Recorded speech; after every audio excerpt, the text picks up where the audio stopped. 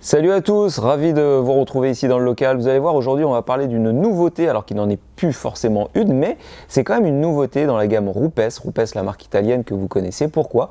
Puisqu'ils ont lancé une nouvelle gamme simplifiée avec en gros deux références. Là pour le test on va étudier deux références. Et cette gamme simplifiée vient tout simplement remplacer l'ancienne gamme que vous pouviez connaître, à savoir avec les 5 références, les 5 pads. Donc au final, beaucoup plus de simplicité. On va voir un petit peu qu'est-ce que ça apporte en termes d'agrément au niveau du travail, en termes de performance globale par rapport à l'ancienne gamme. Et on va surtout voir si les promesses sont tenues. Ça vous va? Allez, on est parti. Ok, donc deux refs, je vous disais, le premier, donc le bleu, vous voyez le DA Coarse, en réalité ça c'est ce qui va faire office de compound, donc le polish hard pour la correction des très gros défauts. On va voir après exactement à quoi correspond le pad associé. Et ensuite vous avez le DA Fine, donc qui est le polish, on va dire, de finition, avec la mousse encore une fois associée et qui pourrait être le complément direct de ce polish là quand vous aurez corrigé vos gros défauts et vous aurez éventuellement donc de fins défauts à rattraper. Alors vous notez une chose, c'est qu'on parle bien de DA à chaque fois sur les polish et sur les pads. Vous voyez marqué donc DA pour Dual Action. C'est des systèmes qui ont été étudiés pour les polisseuses à double action. Donc soit les polisseuses orbitales classiques type Bigfoot ou alors les polisseuses à entraînement mécanique forcé type LK900 que propose également Rupes. Donc vous n'utiliserez pas en réalité ces polish là avec une polisseuse rotative. Donc je viens de déballer le pad bleu pour voir un peu. Alors au passage vous avez vu que les packaging sont vraiment qualitatifs, ça c'est assez appréciable, mais bon, chez Rupes c'est un petit peu la politique de la maison, c'est quand même du très haut de gamme. J'ai sorti le pad pour voir un peu à quoi il ressemblait et surtout pour vous montrer en gros la différence qui existe entre le nouveau pad et l'ancien. Celui-ci, c'est un pad que j'ai déjà utilisé, mais il n'est pas encore en gros en fin de vie, donc on peut voir un peu les différences. Alors les différences notables, regardez déjà sur la coupe du pad. Vous voyez qu'ici on a une coupe conique, donc où à l'époque on avait donc une arête qui était franche et qui était en gros un petit peu le talon d'Achille de ces pads là chez Rupes, puisque elle se désagrégeait assez rapidement, notamment quand vous arriviez face à un détail de forme. Si par malheur votre pad venait en collision avec ce détail, là pour le coup vous pouviez littéralement arracher la mousse périphérique. Et bien là, regardez, la coupe n'est plus franche, elle est arrondie, on a un congé de forme. Donc ça c'est beaucoup mieux puisque ça permet de préserver cette arête et donc du coup d'autoriser aussi une durabilité un peu meilleure. On a aussi une deuxième différence, je ne sais pas si à la caméra ça va vraiment se voir, mais en tout cas c'est notable. Ici vous avez une mousse qui est beaucoup plus alvéolée, beaucoup plus aérée. Donc vous allez remarquer aussi qu'avec cet ancien pad, quand vous l'utilisez et que après quelques passes, vous avez remarqué que le polish crée beaucoup de poussière puisqu'il se loge dans les alvéoles et notamment a du mal à pénétrer à l'intérieur et vous générez beaucoup de poussière avec donc un travail assez désagréable sur du long terme. Voilà. Et bien là, la mousse, elle n'est plus aussi aérée, aussi alvéolée. Elle est beaucoup plus dense aussi, en termes de densité de pad, on le sent quand on le comprime.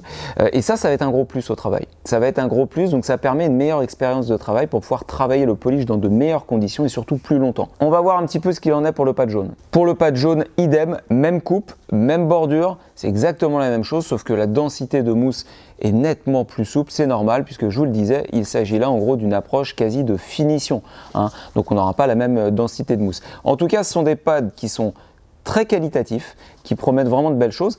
On va partir en test et on va voir ce que ça raconte.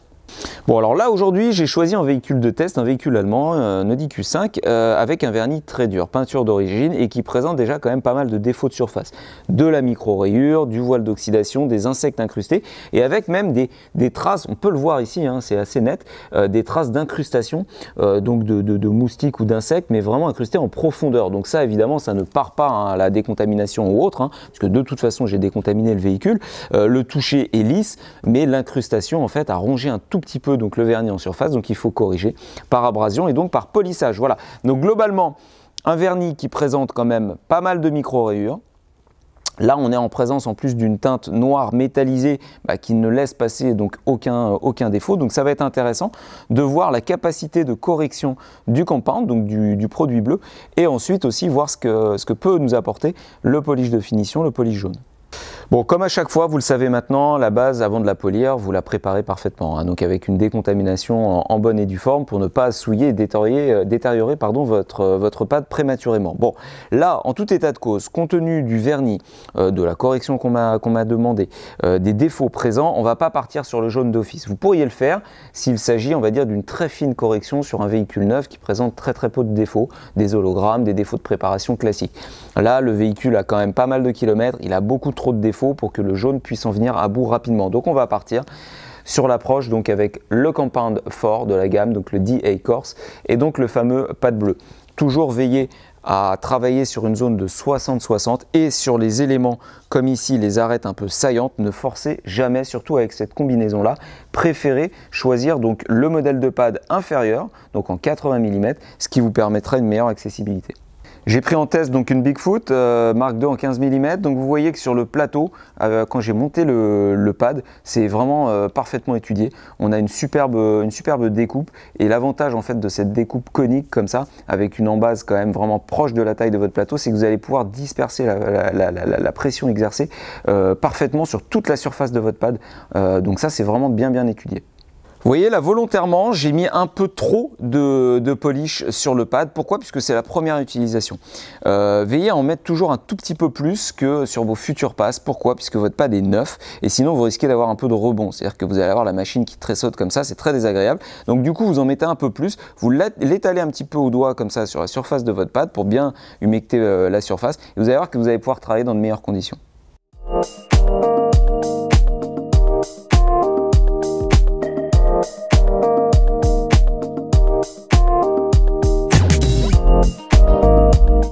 Donc du coup là on sent que le polish est quand même assez pâteux, hein. Il n'est pas aussi liquide qu'on aurait pu le penser, hein. Regardez quand je passe le pad sur le capot, on sent littéralement le grain abrasif du polish. Donc là dans un premier temps, veillez à bien étaler votre polish comme d'habitude sur la surface.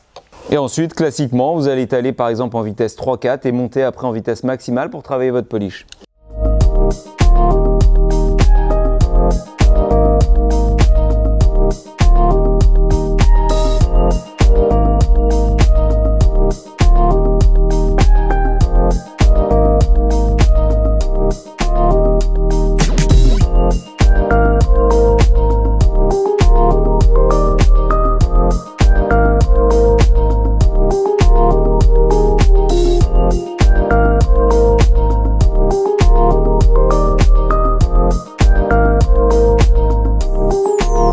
Première constatation à chaud, avant d'essuyer, encore une fois, sur le travail.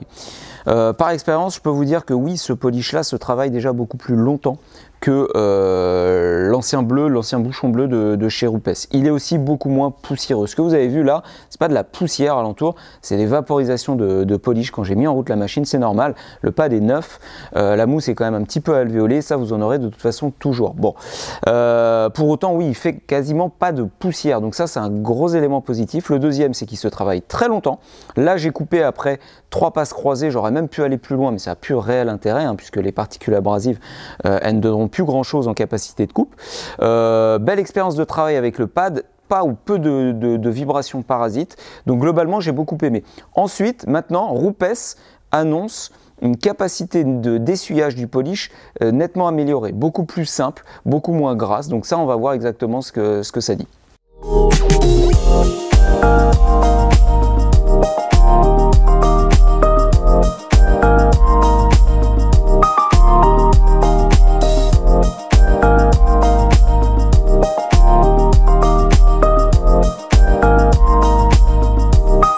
Et oui, après avoir essuyé ce polish, je peux vous garantir que l'essuyage est beaucoup moins gras que la gamme précédente. Ça, encore une fois, c'est un point positif.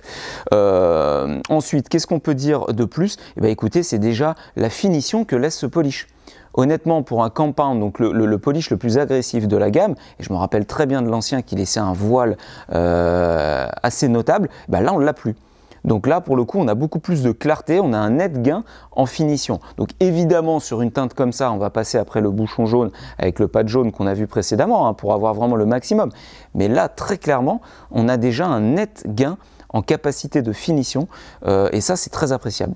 Alors bien sûr, après chaque passe, je vous conseille d'utiliser une solution à base d'alcool isopropylique pour vérifier que vous n'avez pas encore de gras résiduel, pour véritablement constater là où vous en êtes sur votre correction. Parlons de la correction maintenant, de la capacité de la correction. Écoutez, le voile clairement qu'il pouvait y avoir de fines micro-rayures, de voiles d'incrustation, d'insectes et autres, ça c'est parti. Il reste encore des défauts très profonds, notamment ici je vois une grande rayure, ici aussi, il reste des défauts à aller chercher.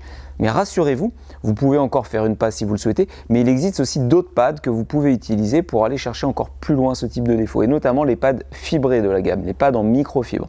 Si vous voulez, vous pouvez même aller utiliser des pads en laine, mais sur la gamme orbitale et roto-orbitale, je vous conseille d'en rester soit au pad mousse ou au pad en microfibre. Donc on a encore beaucoup d'armes à notre service pour pouvoir aller chercher tous les bénéfices apportés par ce polish.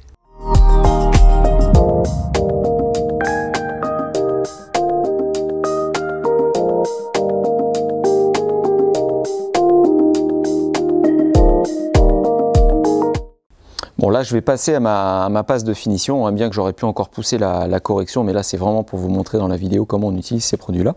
Donc finition avec le pad jaune et le polish jaune. Donc là on voit qu'on a une mousse beaucoup plus souple. Là on va être sur du rattrapage de fin défaut. Vous voyez, j'en ai encore une fois volontairement mis beaucoup sur le pad, puisqu'un pad d'un polish de finition, vous en mettez toujours très peu, il y a beaucoup d'huile. Là en réalité j'en ai mis beaucoup pour les mêmes raisons évoquées que sur le pad bleu. Par la suite, bien sûr, vous rechargerez simplement avec 3 ou 4 noisettes, ça suffira largement.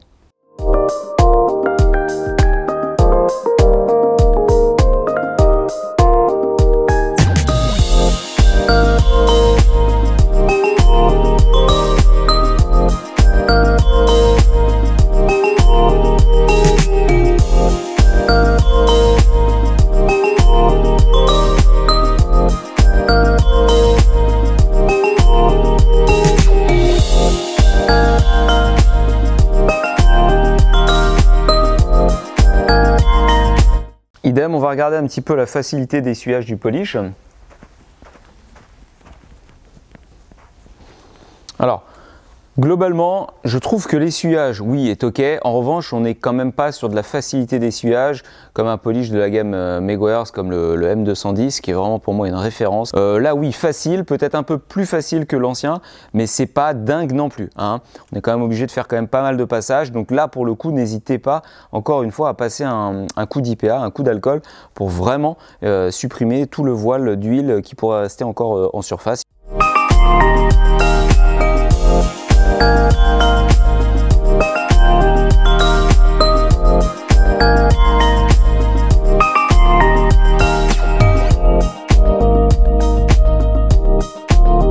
Allez, on va passer à la conclusion de ce test, les amis. Alors écoutez, personnellement, le polish bleu, donc le DA Corse avec le pad associé, j'ai trouvé ça très intéressant. Très intéressant, comme je vous le disais, beaucoup moins de poussière au travail, une meilleure expérience au final de travail que l'on pouvait avoir avec l'ancienne formule et l'ancien pad. Donc ça, c'est quand même assez intéressant pour l'utilisateur final. On a moins de poussière, on peut travailler son polish plus longtemps. On a un essuyage, en tout cas sur ce polish, qui est quand même amélioré, donc moins de gras à l'essuyage et surtout beaucoup moins de défauts parasites. Ça, c'est le gros plus, donc ça, je valide. Le polish jaune et le pad jaune, écoutez, oui, c'est intéressant. On sent qu'il y a quand même un tout petit peu plus d'abrasif, j'ai l'impression, dans celui-ci que dans le céramique, l'ancienne version qui était plus orientée finition pure. Là, on sent qu'on a quand même un grain abrasif un peu plus important. La finition est excellente, ça, il n'y a pas de souci. En revanche, sur l'essuyage, je suis un peu mitigé. Je trouve que l'essuyage n'est pas aussi simple qu'il devrait l'être avec tout polish de finition, pour moi. Et là, pour le coup, par rapport à ce que nous annonce Rupes, je suis un petit peu mitigé. Voilà. Mais sinon, globalement, ça reste un très bon produit. Les mousses, en tout cas, ont gagné en ergonomie de travail. Je les trouve beaucoup mieux taillées. À mon avis, elles sont aussi beaucoup plus durables. Alors, je n'ai pas fait toute la voiture encore avec, je ne peux pas encore me prononcer, mais là, en tout état de cause, quand on regarde la forme, le taillage et autres, c'est de bon augure. Donc ça, c'est très intéressant. Voilà. Sachez que ces mousses-là existent, comme je vous l'ai dit, aussi en format plus petit, donc 80 mm, si vous voulez faire des montants de portière, des pare-chocs, des éléments un petit peu plus étriqués. Donc n'hésitez pas, ne forcez pas avec les grandes mousses, prenez les petits modèles. Voilà. En tout cas, n'hésitez pas à tester cette nouvelle gamme. C'est intéressant pour ceux qui connaissaient l'ancienne gamme, qui était peut-être un peu perdue avec l'étendue justement de cette gamme, tous les polish. N'hésitez pas à la tester, nous faire part de vos commentaires et on se retrouve très vite pour de nouvelles vidéos. Ciao!